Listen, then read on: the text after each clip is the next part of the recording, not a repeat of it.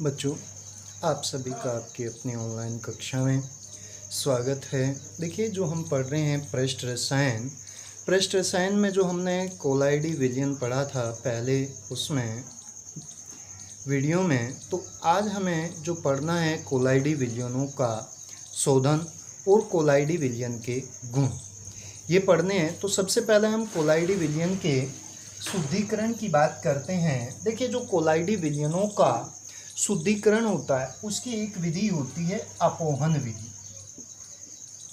मुख्य रूप से हमारे पास एक विधि होती है अपोहन विधि। अपोहन विधि में क्या होता है, हमारे पास जल से भरा एक टैंक होता है। इस टैंक में लगातार जो पानी है, पानी का प्रवाह चलता रहता है। यहाँ से हम जल डालते हैं और जो जल है वो हमारे पास इधर से निकलता है। हमारे पास देखिए एक शंकु के प्रकार की जो आकृति होती है, एक शंकु की आकृति होती है। इसका जो निचला सिरा है, इसमें जो निचला हिस्सा होता है, इसमें ये क्या लगा होता है, चरम पत्र लगा होता है। क्या लगा होता है, चरम पत्र लगा होता है। और यहाँ पे हम इसे एक हुक की सहायता से किसमें डालते हैं, अपने जल से भरे हुए पात्र में डालते हैं जिसमें जल का प्रवाह लगा रहता है। प्रयोग के प्रारंभ में हम इसमें क्या लेते हैं, अशुद्ध कोलाइड विलयन लेते हैं। अशुद्ध कोलाइड विलयन लेते हैं। देखिए, अब हम इसको यहाँ पे बनाते हैं।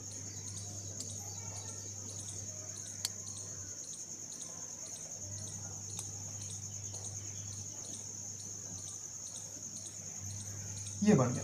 तो ये आपका क्या हो गया, चरमपत्र या अर्धपारगम्य झिल्ली। चरमपत्र या अर्धपारगम्य झिल्ली या एनिमल मेम्ब्रेन है। प्रयोग के प्रारंभ में जो हमारे पास अपोहक है, इस अपोहक में अशुद्ध कोलाइडी विलयन होता है। जब हम इसमें से लगातार जल का प्रवाह करते हैं तो हमारे पास जो कोलाइडी कण हैं या जो कोलाइडी विलयन है वो चरमपत्र के माध्यम से पार नहीं होता, बल्कि जो अन्य अशुद्धि है वो क्या होगी, चरमपत्र के माध्यम से बाहर होगी और वो जल के प्रवाह के साथ बहकर, जो हमारे पास इसमें जल का जो लगातार प्रवाह है उसके साथ बहकर बाहर निकल जाता है। और कुछ समय पश्चात हमें क्या प्राप्त होता है, शुद्ध कोलाइडी विलयन प्राप्त होता है।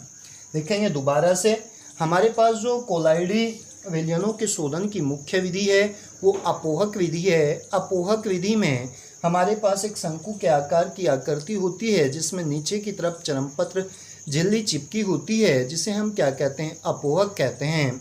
इस विधि में हमारे पास एक बड़ा पात्र होता है जिसमें लगातार जल का प्रवाह चलता रहता है। प्रयोग के प्रारंभ में अपोहक में अशुद्ध कोलाइडी विलयन भरकर हम कहीं में जल में डालते हैं। जो कोलाइडी कण हैं वो चरमपत्र के माध्यम से पार नहीं होते, जबकि अशुद्धि चरमपत्र के माध्यम से पार हो जाती है और कुछ समय पश्चात हमें क्या प्राप्त होता है, शुद्ध कोलाइडी विलयन प्राप्त होता है। शुद्ध कोलाइडी विलयन प्राप्त होता है। इसके बाद आता है कोलाइडी विलयनों के गुण। देखिए, जो कोलाइडी विलयन हैं उनके अगर हम गुण की बात करते हैं तो सबसे पहला है हमारे पास सामान्य गुण। सामान्य गुण में जो सबसे पहला गुण है, एक पहला पॉइंट है, इनकी प्रकृति विषमांग होती है। इनकी प्रकृति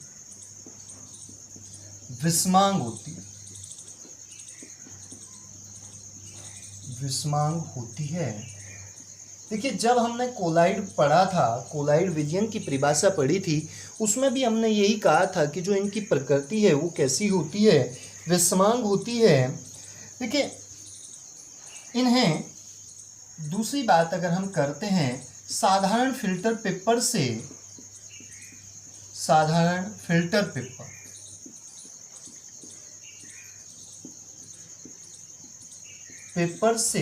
छाना जा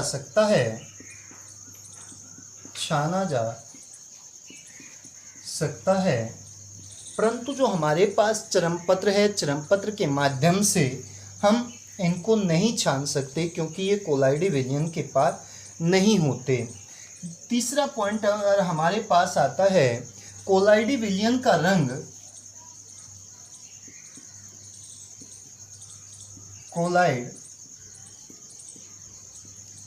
विलयन का रंग कोलाइडी कणों की प्रकृति पर, कोलाइडी कण की प्रकृति पर निर्भर करता है। इसके बाद अगला जो हमारे पास इसका पॉइंट आता है, देखिए ये तो एक सामान्य गुण थे। अब हमारे पास जो गुण आता है, अगला पॉइंट जो आता है हमारा, वो आता है ब्राउनी गति। ब्राउनी गति, देखिए ब्राउनी गति क्या है? जो वैज्ञानिक ब्राउनी हैं उन्होंने कोलाइडी विलयनों की गति के बारे में बताया था। क्या होती है? देखिए हमारे पास जो कोलाइडी कण हैं वो माध्यम में लगातार क्या करते हैं? जिग जैग गति करते हैं। जो ये टेढ़ी मेढ़ी गति है, आपका कण है वो एक जगह स्थिर नहीं रहता, तो वो लगातार मूवमेंट करता है। किसके कारण मूवमेंट करता है? जो हमारा पात्र है या जो समान प्रकार के कोलाइडी कण हैं उनमें कैसा होगा? प्रतिकर्षण होगा, जिसके कारण वो एक दूसरे से भागते हैं, और जब वो एक दूसरे में टकराते हैं तो उन वहाँ से क्या होंगे? रिप्लेस होंगे, एक दूसरे से प्रतिकर्षित होंगे। तो वहाँ पे क्या होगी? उनमें एक टेढ़ी मेढ़ी गति होती है। तो कोलाइडी कणों की टेढ़ी मेढ़ी गति को ही ब्राउनी गति कहा जाता है। कोलाइडी कणों की टेढ़ी मेढ़ी गति को ही ब्राउनी गति कहा जाता है। जो ब्राउनी गति का कारण है वो क्या है? जो प्रक्षेपण माध्यम है उसमें जो अणु गति करते हैं वो कोलाइडी कणों के आपस में टकरा के प्रतिकर्षित होने के कारण होती है। अगला पॉइंट आता है इसका, जो पांचवा पॉइंट है इसका, टिंडल प्रभाव।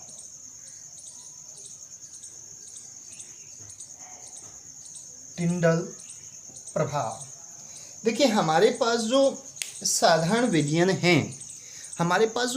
विलयन हैं, यदि हम उसे अंधेरे कमरे में रखते हैं तो उसमें से जो प्रकाश किरण पुंज है उसको गुजारते हैं तो प्रकाश का मार्ग स्पष्ट दिखाई नहीं देता।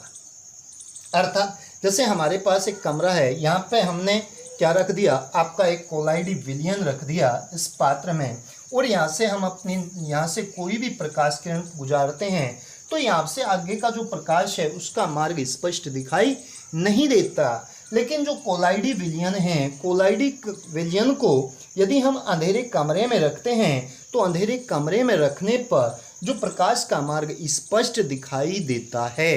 अर्थात कोलाइडी कणों के प्रकाश के प्रति इस व्यवहार को या प्रकीर्णन को ही टिंडल प्रभाव कहते हैं। टिंडल प्रभाव कहते हैं।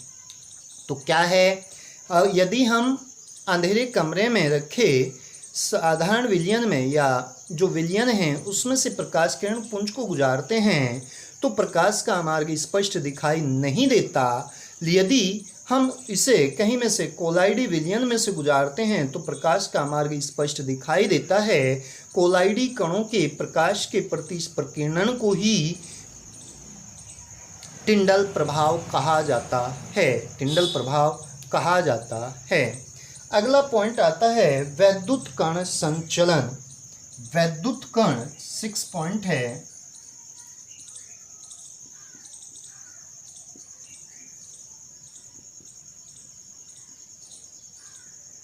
वैद्युत कण संचलन, देखिए वैद्युत कण संचलन क्या होगा? हमारे पास जैसे एक यू के आकार का पात्र होता है जिसमें हम क्या रखते हैं, जैसे ये हमने एक साधारण सा यू के आकार का कोई भी पात्र लिया, इसमें हमने 2 इलेक्ट्रोड लगा दिए, यहाँ पे एक तरफ प्लस और दूसरी तरफ माइनस। देखिए जब हम इन इलेक्ट्रोडों को लगाते हैं, लगाने पे आपका इसमें क्या है? कोलाइडी विलयन है। कोलाइडी विलयन है। देखिए जो कोलाइडी विलयन है इसमें जब आप इसको कहीं से वैद्युत धारा से जोड़ते हैं, वैद्युत धारा प्रवाहित करते हैं, तो जो कोलाइडी कण हैं वो किसी एक विशेष इलेक्ट्रोड की ओर गति करते हैं। तो इस गति को ही हम क्या कहते हैं? वैद्युत कण संचलन कहते हैं। क्या कहते हैं? वैद्युत कण संचलन कहते हैं। देखिए हम लिख क्या सकते हैं इसमें?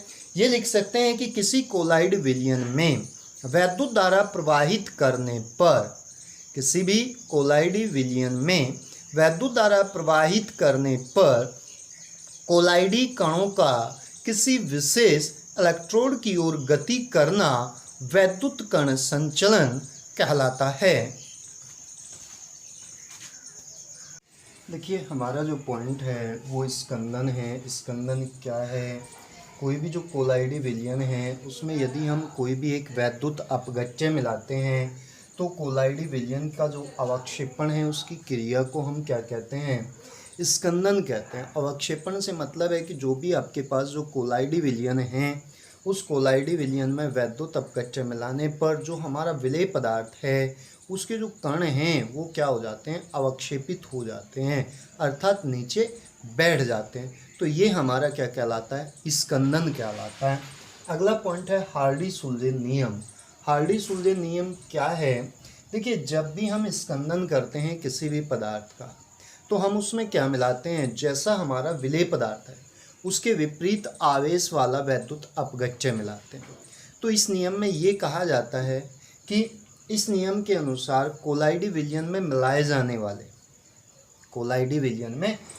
जाने वाले विपरीत आवेशित आयन की संख्या जितनी अधिक होगी, अर्थात जो हमारा विपरीत आवेशित आयन है उसकी संख्या जितनी अधिक होगी कोलाइडी विलयन की स्कंदन शक्ति भी उतनी ही अधिक होगी, अर्थात वो उतनी ही अधिक मात्रा में अवक्षेपित होगा। जैसे हमारे पास आर्सेनिक सल्फाइड है, अगर हम इसका स्कंदन करते हैं तो सबसे ज़्यादा स्कंदन एल्यूमिनियम आयन से होगा, उसके बाद बेरियम से, और सबसे कम किससे होगा? सोडियम आयन से होगा। रक्सी कोलाइड क्या है? जब भी हम किसी भी द्रव्यस्नेही कोलाइड का उपयोग कर वैद्युत अपघट्य मिलाने पर जो द्रव विरोधी कोलाइड है उसको रोकने के लिए, द्रव विरोधी कोलाइड का जो स्कंदन है उसको रोकने के लिए जिस प्रक्रम का प्रयोग करते हैं, और जो हमारा द्रव्यस्नेही कोलाइड है, जो इस प्रक्रम के लिए, जो इस उद्देश्य के लिए प्रयोग किया गया हमारा जो द्रव्यस्नेही कोलाइड है वो हमारा क्या कहलाता है? रक्सी कोलाइड कहलाता है। उसे क्या कहते हैं? रक्सी कोलाइड कहते हैं। देखिए हमारा जो पॉइंट है अब वो क्या है? स्वर्ण संख्या। स्वर्ण संख्या जो है वो सबसे ज़्यादा पूछे जाने वाला क्वेश्चन है इस चैप्टर से, 1 नंबर का। तो स्वर्ण संख्या क्या है? देखिए जो स्वर्ण संख्या है किसी भी रक्सी कोलाइड की, हमारे पास जो भी रक्सी कोलाइड है उसकी मिलीग्राम में वह न्यूनतम मात्रा है, उसकी मिलीग्राम में वह न्यूनतम मात्रा है जो 10 मिलीलीटर स्वर्ण कोलाइड के, जो 10 मिलीलीटर का स्वर्ण कोलाइड है उसके स्कंदन को रोकने में पर्याप्त होती है, उसके स्कंदन को रोकने में पर्याप्त होती है। जबकि हमारे पास जो स्वर्ण कोलाइड है उसमें 10% जो सोडियम क्लोराइड है उसका विलयन 1 मिलीलीटर मिलाया गया हो, अर्थात आपके पास जो भी स्वर्ण कोलाइड है उसमें आप 10% सोडियम क्लोराइड का 1 मिलीलीटर मिलाते हैं। यदि हमारे पास जो स्वर्ण संख्या है उसका मान कम होगा तो हमारा जो रक्सी कोलाइड जो है उसकी जो रक्षण क्षमता है वो कैसी होगी? अधिक होगी। जैसे हमारे पास जिलेटिन है तो जिलेटिन की जो स्वर्ण संख्या का मान है वो 0.005 से 0.01 है। जो हमारे पास स्टार्च है उसका जो मान है वो कितना होता है? 20 से 25 होता है। देखिए जो कोलाइड है, कोलाइड के अनुप्रयोग क्या हैं? देखिए हमारे पास जितने भी खाद्य पदार्थ हैं वो कोलाइड के रूप में, जो औषधियाँ हैं वो भी हम कहीं के रूप में कोलाइड के रूप में प्रयोग करते हैं। जो हमारे पास जल है, जल का शुद्धिकरण करते हैं तो वो भी किस रूप में होता है? कोलाइड में। जैसे हम जल में क्या मिलाते हैं? फिटकरी मिलाते हैं। जो भी हमारे पास उसमें धूल मिट्टी के कण हैं वो क्या हो जाते हैं? अवक्षेपित हो जाते हैं, नीचे बैठ जाते हैं, तो वहाँ पे जल का शुद्धिकरण होता है। दूसरा जो रबर है उस उद्योग में, साबुन से कपड़े साफ करने में, ये सब कहीं के लिए हैं कोलाइड विलयन के अनुप्रयोग हैं। अगला पॉइंट हमारे पास क्या है? पायस है। देखिए जो हमारे पास कोलाइडी विलयन है उसमें 2 चीज़ है, एक प्रक्षिप्त प्रवस्था और दूसरा प्रक्षेपण माध्यम। एक प्रक्षिप्त प्रवस्था और दूसरा प्रक्षेपण माध्यम। यदि हमारे पास ये दोनों ही क्या होंगे? द्रव के रूप में होंगे तो हमारा जो कोलाइडी विलयन होगा वो क्या कहलाता है, पायस कहलाता है। और जो पायस हैं वो दो प्रकार के होते हैं, पहला जल में तेल प्रकार के पायस, जल में तेल प्रकार के पायस। तो इसमें जो तेल है वो हमारे पास क्या है, प्रक्षिप्त प्रवस्था है, तेल क्या है, प्रक्षिप्त प्रवस्था है, और जल क्या है, हमारा प्रक्षेपण माध्यम है। तो ये हमारा किस प्रकार का, जल में तेल प्रकार का। जैसे दूध है, दूध में जो हमारे पास वसा होती है जो ग्लूबिटिन के रूप में रहती है, तो वो कहीं में जल में घुली रहती है। अगला जो है तेल में जल प्रकार का पायस, तेल में जल प्रकाश का पायस। तो इसमें हमारे पास जल क्या होगा, प्रक्षिप्त प्रवस्था होगी, और तेल क्या होगा, प्रक्षेपण माध्यम होगा। इसका जो एग्जाम्पल है वो क्या है, कोड लीवर है, कोड लीवर का तेल है। तो इसी के साथ ये चैप्टर हमारा समाप्त होता है। धन्यवाद।